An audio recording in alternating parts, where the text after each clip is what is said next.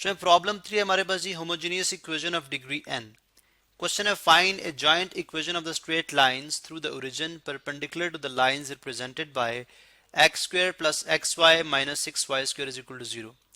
अब बज़ाहिर तो ये इक्वेशन जैसे हमने पहले बात की ये आपको सेकंड डिग्री नजर आ रही है क्योंकि इसमें x की पावर क्या है 2 है, y का एक्सपोनेंट क्या है 2 है, तो ये दो वेरिएबल में एक सेकंड डिग्री है. लेकिन ये किसी कर्व को जाहिर नहीं कर रही, किसी पैराबोला किसी हाइपरबोला को जाहिर नहीं कर रही, बल्कि ये दो स्ट्रेट लाइन दो सीधी लाइनों के प्रोडक्ट को यानी उनकी जॉइंट इक्वेशन है. कोई भी दो ऐसी लाइंस होंगी, ठीक है, और उनकी जॉइंट इक्वेशन के तौर पे ये आ रही है. अब ये तो मैंने वैसे रफ से ड्रॉ किया, अभी हम इनको अंदाजन ग्राफ करेंगे इनकी इक्वेशन के मुताबिक. तो सबसे पहले हम देखते हैं कि कौन सी दो लाइंस का ये जो है वो की जॉइंट इक्वेशन है ये, ठीक है, कि इकट्ठी इक्वेशन है, दो स्ट्रेट लाइंस की इकट्ठी इक्वेशन है. फिर हम उन दोनों स्ट्रेट लाइंस के दो और परपेंडिकुलर लाइंस की इक्वेशन का प्रोडक्ट हमने फाइंड आउट करना है, उसकी जॉइंट इक्वेशन ही हमने फाइंड आउट करनी है जो इन दो लाइनों के परपेंडिकुलर होंगी. ठीक है, तो सबसे पहले देखिए ये दो लाइंस कौन सी हैं, इसको हम मिड टर्म ब्रेक के थ्रू पहले इसके फैक्टर्स बनाते हैं. देखें एक्स स्क्वायर फर्स्ट और लास्ट टर्म का प्रोडक्ट चेक कर लें कितना बनता है. First term x square, last term minus 6y square, तो प्रोडक्ट तो हमारे पास बनता है minus 6x square y square, जो कि प्लस 3xy और माइनस 2xy से मिलके बनेगी.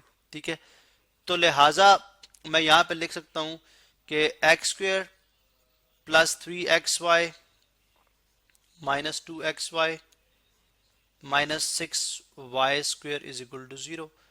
ठीक है, अब ये मेरे पास जो है वो रफ वर्क है, आप जानते हैं मैं इसको यहाँ से रिमूव कर देता हूँ. ठीक है, ये मेरे पास रफ वर्क था जो मैंने यहाँ से रिमूव कर दिया. अच्छा, जबकि मैं यहाँ से कॉमन ले लूँ तो x कॉमन आ जाएगा. ठीक है, चले यहाँ पे हम देखते हैं जी x मेरे पास कॉमन आ गया, पीछे रह गया x प्लस 3y और यहाँ से माइनस 2y कॉमन आ गया, फिर भी मेरे पास आ जाएगा x, ये नेगेटिव है तो इस नेगेटिव को से पॉजिटिव हो जाएगा. x प्लस 3 जा 6 3y इज इक्वल टू 0. तो ये मेरे पास आ गया x प्लस 3y और x minus 2y is equal to 0. ठीक है, इसका मतलब है जो दो लाइंस की जॉइंट इक्वेशन थी वो दो लाइंस कौन सी हैं, गिवन लाइंस आर, यानी ये बेसिकली वो लाइंस हैं. ठीक है, x plus 3y is equal to 0 और एक है x minus 2y is equal to 0. अब थोड़ा सा मैं इसको अगर स्लोप इंटरसेप्ट फॉर्म में लिख लूं, ठीक है, अब चूंकि ओरिजिन से पास कर रही है इसलिए इनकी इंटरसेप्ट तो है नहीं, इंटरसेप्ट 0 है. तो अगर मैं y देखें 3y is equal to x plus 3y is equal to x है, 3y is equal to minus x आ गया और y इज इक्वल टू आ गया माइनस 1/3 x. ठीक है, जबकि यहाँ पे x minus 2y is equal to 0 है तो minus 2y is equal to minus x आ गया, माइनस माइनस से कैंसिल, तो y इज इक्वल टू आ जाएगा 1, माइनस माइनस से cancel, y is equal to आ जाएगा 1/2x. तो सबसे पहले तो ये दो लाइंस की मैं इक्वेशन ड्रॉ कर लूँ ना. पहले देखिए ये मेरे पास ये मेरे पास x एक्सिस है, ये मेरे पास y एक्सिस है. ठीक है, ये x एक्सिस है, ये y एक्सिस है. अब अगर आप देखें तो मेरे पास इस लाइन की equation y is equal to 1, देखें पहली तो बात ये ओरिजिन से पास करी है दोनों. ठीक है, क्योंकि इंटरसेप्ट इसमें कोई भी नहीं है, प्लस माइनस कुछ भी नहीं हो रहा. यहाँ पे भी देखें तो प्लस माइनस कुछ नहीं है, चूंकि y is equal to m x plus c, ये हमारे पास क्या है स्लोप इंटरसेप्ट फॉर्म. तो इसके मुताबिक c अगर 0 हो जाए तो उसका मतलब है ओरिजिन से पास करिए. अब चूंकि ये ओरिजिन से पास करिए तो इसकी स्लोप कितनी है माइनस 1/3. यहाँ पे हम कैलकुलेटर पे देख लेते हैं, कैलकुलेटर यूज कर लेते हैं.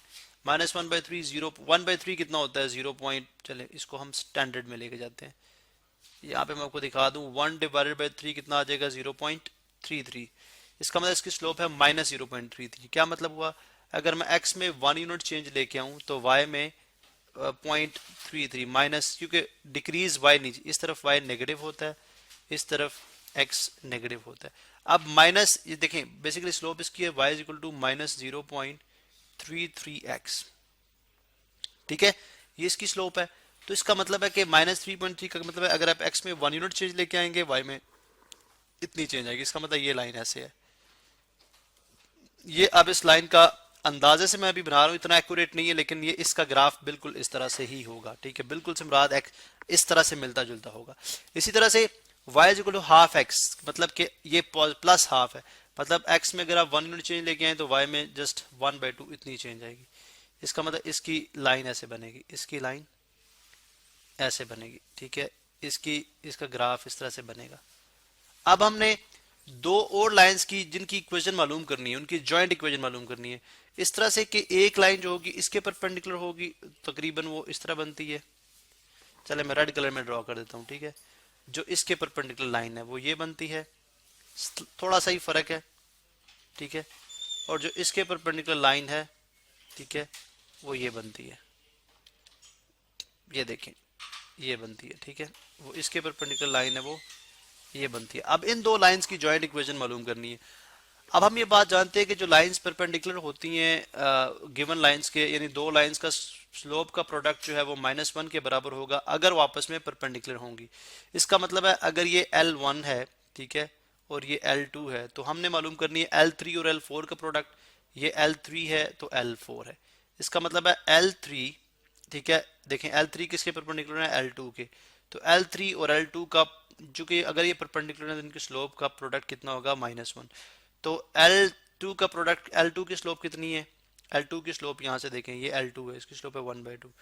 इसका मतलब है M1 कितना आ जाएगा मेरे पास, -1 ओवर M2 हो जाएगा, तो M2 कितना है 1/2 प्लस 1/2, तो ये आ जाएगा -2। M1 आ जाएगा -2। इसका मतलब है इस L3 की इक्वेशन क्या आ जाएगी, L3 की इक्वेशन आ जाएगी इक्वेशन ऑफ लाइन 3, वो आ जाएगी y is equal to -2x, y is equal to -2x, क्योंकि इसकी स्लोप कितनी है, -2। इस तरह इसकी अगर स्लोप -1/3 है तो मैं डायरेक्ट लिख दूंगा अब equation of L4, equation of line 4, वो कितनी आ जाएगी, y इज इक्वल टू, ये -1/3 है तो देख लें, -1/3, माइनस माइनस से कैंसिल, तो आ जाएगा +3। तो उसकी इक्वेशन है y is equal to 3x, y is equal to 3x। ये दो परपेंडिकुलर लाइन की इक्वेशन आ गई। अब इन दोनों का प्रोडक्ट वो इसकी क्या होगी, जॉइंट इक्वेशन। यानी अगर ये इसके इक्वल है तो this implies that y + 2x is equal to हो जाएगा 0, और ये किस तरह से आ जाएगा, y - 3x is equal to 0। अब इन दोनों को अगर जॉइंट इक्वेशन मालूम करनी है, joint equation of L3 and L4, joint equation of line 3 and line 4, वो कितनी आ जाएगी, y + 2x, इसको मल्टीप्लाई करा दें आप, y - 3x, यानी जो बाईं तरफ है उसको बाईं तरफ से मल्टीप्लाई, दाईं तरफ से मल्टीप्लाई। इसको आप सॉल्व कर लें, ठीक है, इसको आप सॉल्व कर लेंगे तो आपके पास इक्वेशन आ जाएगी y² - xy - 6y²। अब ये आपके पास, आपके लिए ये होमवर्क है कि किस तरह से मल्टीप्लाई होंगे। जाहिर है मैं आपको थोड़ा हिंट दे दूं कि y एक दफ़ा मल्टीप्लाई होगा y - 3x के साथ, ठीक है, फिर जो है +2x मल्टीप्लाई होगा y - 3x के साथ, तो उसके बाद ये सिंप्लीफाई होने के बाद हमारे पास ये फॉर्म आ जाएगी। तो ये वो जॉइंट इक्वेशन है जो हमें चाहिए थी।